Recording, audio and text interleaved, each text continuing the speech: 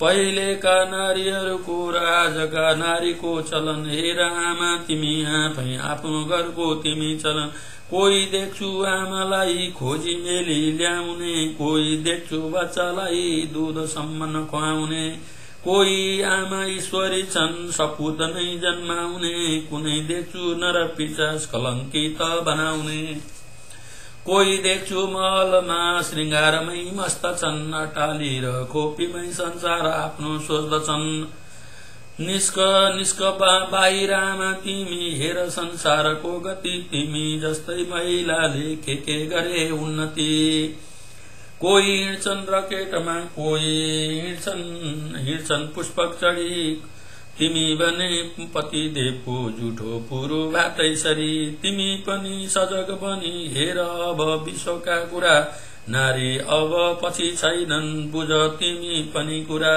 तिम्रै दिदी आज भन्दा हजारौं वर्ष पहिले पनि थिए सोचा कोही सीता भ्रिकुटी कलिए आज हेर नारीहरू यहाँसम्म पुगिसके विज्ञानका ठूला कार्य यिनले गरिसके अब तिमी पनि बुझ पुरुषले थिचेकिन खोज अधिकार तिम्रो तिमी पुरुषले मिचेकिन अझै पछि पर्यौ भने पछताउँछौ पछि तिमी आउने छैन समय बितेको पछि पर्छौ अनि तिमी समय छैन पछि पर्ने निद्राबाट उठ तिमी सजग बन्ने निद्राबाट उठ तिमी नोकर मालिक भन्ने चलन यहाँ कसरी भयो नोकर मालिक दुवैमा विवाद फेरि किन आयो उही मानिस मालिक भो उही मानिस नोकर फरक यति मात्र भो अति गरिब धनवीर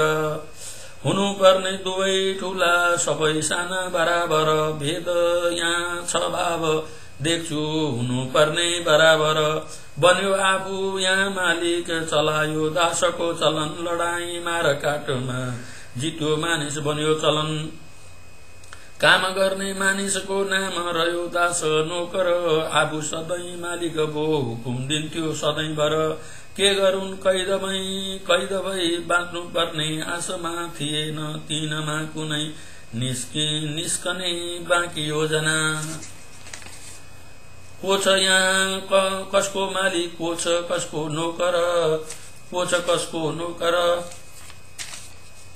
यसरी एक नोकर भो सधैँ उबेचिने प्रथा चल्यो जोड जुलुम किनिदिने र बेचिलिने यो भयो सामन्ती युगको ठूलो व्यापक छ प्रचलन लोग्ने स्वास्नी बेचिन्थे दुवै एक अर्कासँग यसरी एक नोकर भो सधैँ उबेचिने खरिद गर्ने मालिक भो रवाफिलो देखिने अनैतिक कार्य गर्थे घरका सबै दासमाथि तिनबाट हुन्थे सन्तान रगत बेच्यो रुपैयाँमाथि आफ्नो सन्तान पनि बेच्यो आफै हेर्नुस् सामन्तले रुपैयाँ धन सम्पत्तिमा के सम्झन्थ्यो स्वभावले एउटै शरीरको रगत एकातिर सामन्त हो अर्कोतिर फर्की हेर्दा आफ्नो सन्तान दास हो यस्तो पनि यहाँ यही युगमा थियो कुकृति कुव्यवस्था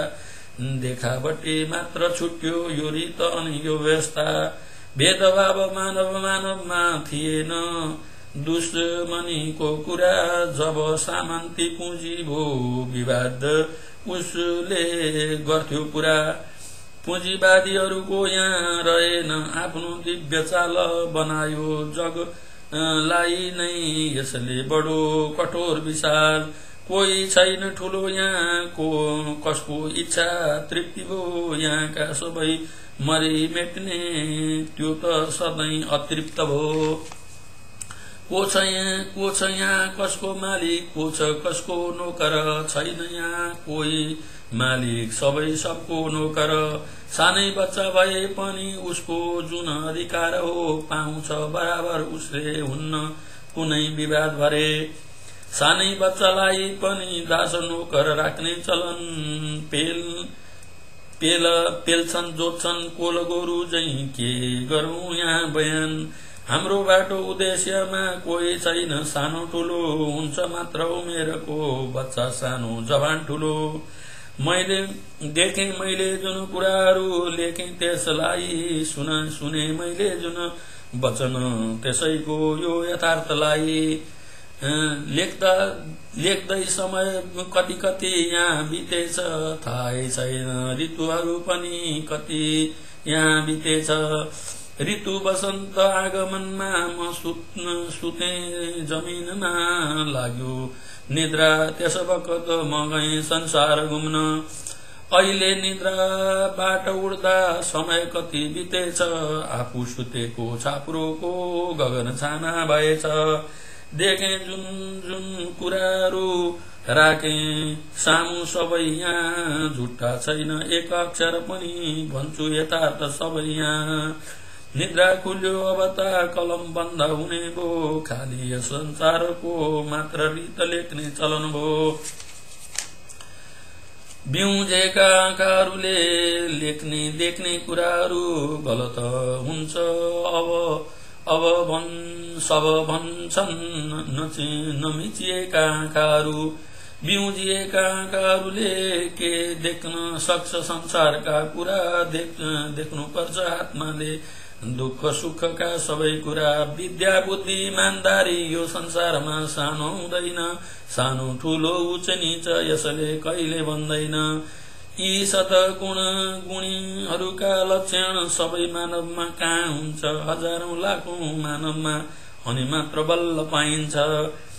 गुणी मानी सदाचारी जहाँ सुकै यो जन्मियोस्, प्राणी जाति र मानवको सदा यसले उद्धार गरोस्। नआओस् कुनै मानवमा अब शान्ति हुने चाल, बनाओस् समाजलाई एक बडो राम्रो मधुर ताल। जहाँ मानव जातिले नुहाउँदा प्रसन्नता होस्, नरहोस् यहाँ मैलो केही सदा दिनै सफा रहोस्। नउम्रिउन् विषालु चिज नबनोस् फलामको पर्खाल, नबनुन् दुखी जनता नै न त बेसी यहाँ सुखै मिलोस्। काम गर्ने जनता हुन् देश सधैँ फुलोस् फलोस्, देशभक्तिमा नेपाली सधैँ सधैँ विभोर होस्। आफ्नो रगत र पसिनाले सकेसम्म लड्दै रहोस्, आफ्नो उद्देश्यमा पुग्नलाई सधैँ अघि बढोस्। एक थोपा रगत रहेसम्म बाँचोस् देशभक्तिमा, नआओस् कुनै दिन उसमा देश छिया हुने वचन। आफ्नो देश आफ्नो ठाउँ आफ्नो राष्ट्रियता चिनोस्, यति नै छ इच्छा मेरो सधैँ सधैँ अघि बढोस्। यति लेखी सिद्ध्याउँदा घामको ज्योति उग्रियो, पूर्व दिशा लालिमाले गगनबाट प्रकाश सर्यो। उठ्यो आफ्नो आसनबाट हिँड्यो आफ्नो सुरले, कहाँबाट आएको थियो कहाँ जान्छ समसुरले। यति मेरो यो खण्डकाव्य मैले यसरी हाम्रो सामाजिक संरचनालाई देखेर प्रागैतिहासिक कुरालाई देखेर लेखेको हुँ। धन्यवाद।